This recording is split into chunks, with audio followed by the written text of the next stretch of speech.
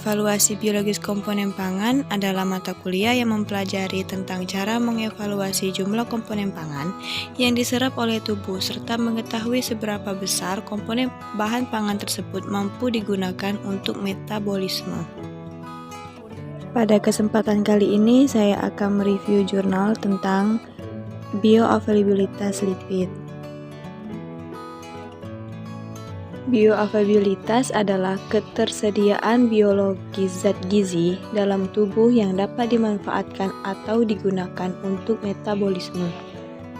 Sedangkan lipid merupakan bahan bakar metabolik untuk memberikan energi kepada sel-sel tubuh, komponen struktural membran sel, dan komponen pembentuk insulator untuk mengurangi penurunan panas tubuh, menghemat protein, memberi rasa kenyang dan kelezatan, meredam dampak benturan pada organ tubuh, komponen pembentuk hormon atau fungsi endokrin dan vitamin yang larut dalam lemak.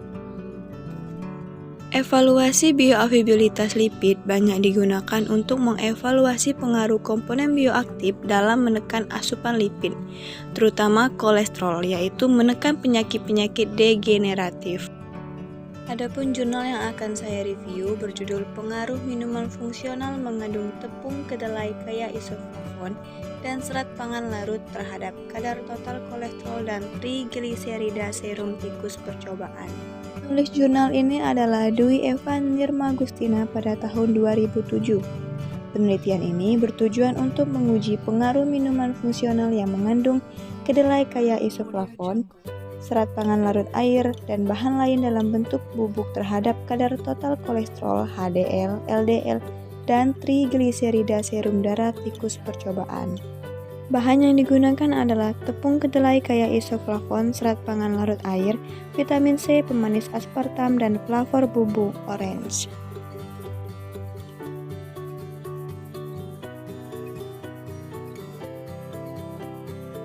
Metode yang digunakan pada jurnal ini pertama, penyusunan formulasi minuman fungsional. Formulasi minuman fungsional per 10 gram bahan terdiri atas 0,115 gram tepung kedelai kaya isoflavon, 3 gram serat pangan larut air, 0,06 gram vitamin C, 6,605 gram sukrosa, 0,02 gram aspartam, dan 0,2 gram flavor bubuk. Metode yang kedua adalah pembuatan ransum tikus.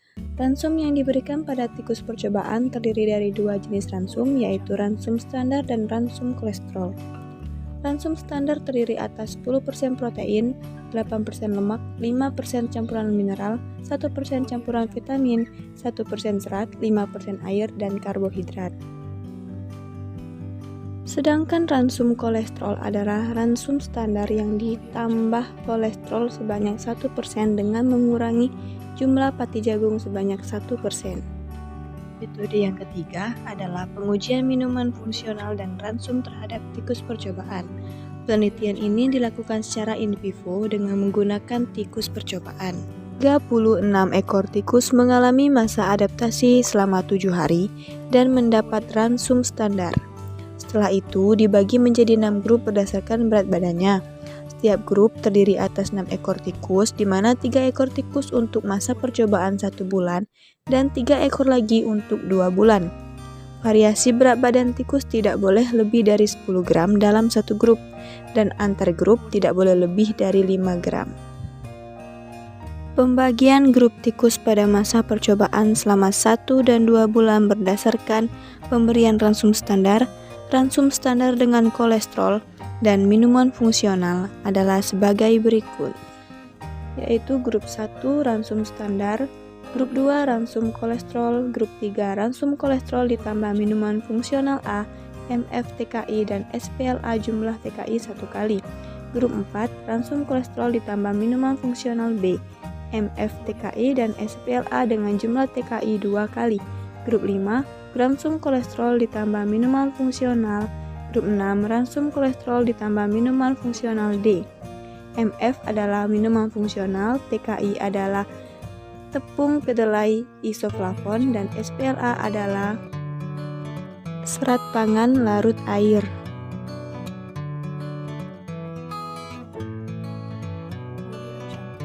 Metode selanjutnya yaitu analisis kadar kolesterol total HDL, LDL, dan trigliserida serum darah.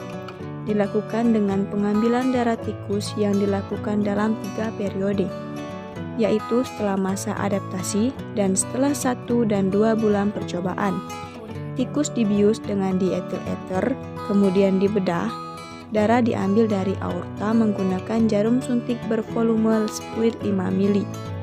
Darah yang dipelore disentrifugasi untuk mendapatkan serum darah selama 30 menit dengan kecepatan 2700 rpm pada suhu 4 derajat Celcius. Serum darah kemudian dianalisis kadar total kolesterol, HDL, LDL, dan trigliserida. Metode selanjutnya yaitu analisis data. Rancangan percobaan yang digunakan untuk menentukan kadar total kolesterol, HDL, LDL, dan trigliserida serum darah tikus adalah rancangan acak kelompok atau RAK.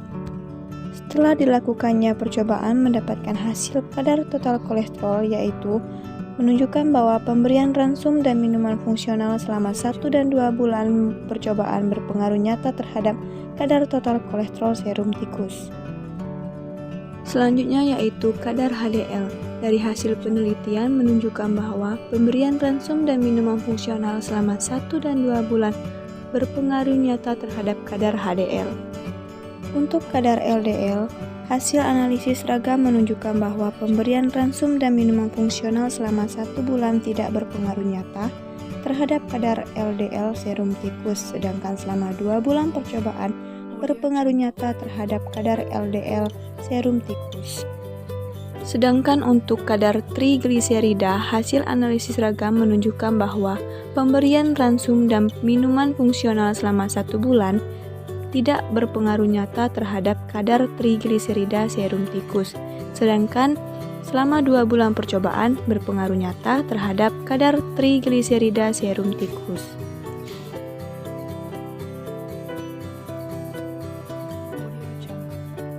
Serat pangan larut air dapat menurunkan kadar total kolesterol serum melalui mekanisme peningkatan asam empedu. Asam empedu dibentuk dari kolesterol di hati, dipekatkan dan disimpan di kantong empedu. Serat yang dikonsumsi dapat mengikat asam empedu, kemudian dikeluarkan bersama feses. Apabila asam empedu berkurang, maka akan dibentuk lagi dari kolesterol, karena asam empedu berfungsi membantu penyerapan lemak. Sedangkan isoflavon kedelai dapat menurunkan kadar total kolesterol serum, diduga melalui mekanisme peningkatan metabolisme lipoprotein. Isoflavon kedelai yang mempunyai struktur mirip estrogen mampu meningkatkan metabolisme lipoprotein, sehingga dapat menurunkan kadar total kolesterol serum. Kolesterol yang berasal dari ransum dapat menghambat pembentukan kolesterol endogen. Mekanismenya adalah terjadi regulasi feedback pada pembentukan kolesterol dalam hati. Enzim untuk pembentukan kolesterol yaitu reduktase hidroksil metil glutarik CoA atau reduktase HMG CoA. Secara langsung dihambat oleh kolesterol ransum yang masuk ke dalam sisa kilomikron atau LDL. Akibatnya, kalau kolesterol yang dikonsumsi dan diserap banyak, maka kolesterol yang dibentuk oleh hati sedikit dan sebaliknya. Hasilnya akan terjadi penurunan konsentrasi total kolesterol plasma. Kolesterol yang terdapat dalam ransum dapat mempengaruhi kadar HDL serum tikus, yaitu menurunkan kadar HDL serum tikus. Sedangkan mekanisme yang terjadi terhadap penurunan kadar LDL serum diduga oleh pengaturan aktivitas reseptor LDL. Isoflavon kedelai dapat mengatur aktivitas reseptor LDL. Reseptor LDL adalah suatu partikel yang terdiri dari protein yang sebagian besar terdapat pada hati.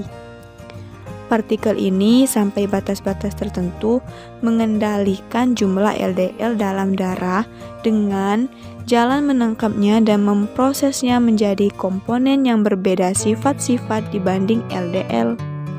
Jumlah reseptor berubah-ubah sesuai dengan keperluan pengendalian LDL dalam darah. Serat pangan larut air dapat meningkatkan ekskresi asam empedu yang berfungsi membantu penyerapan lemak atau trigliserida. Bila ekskresi asam empedu semakin meningkat, maka penyerapan lemak atau trigliserida juga akan terganggu. Akibatnya, dapat menurunkan kadar trigliserida serum. Ada kemungkinan serat dapat mengikat produk pencernaan lemak atau asam lemak, dan gliserol juga dapat menghambat penyerapan dan mengakibatkan penurunan trigliserida. Kesimpulannya adalah minuman fungsional yang mengandung tepung kedelai kaya isoflavon dan serat pangan larut dapat menurunkan kadar total kolesterol serum tikus setelah 1 dan 2 bulan percobaan, dan menurunkan kadar LDL dan HDL dan trigliserida setelah 2 bulan percobaan.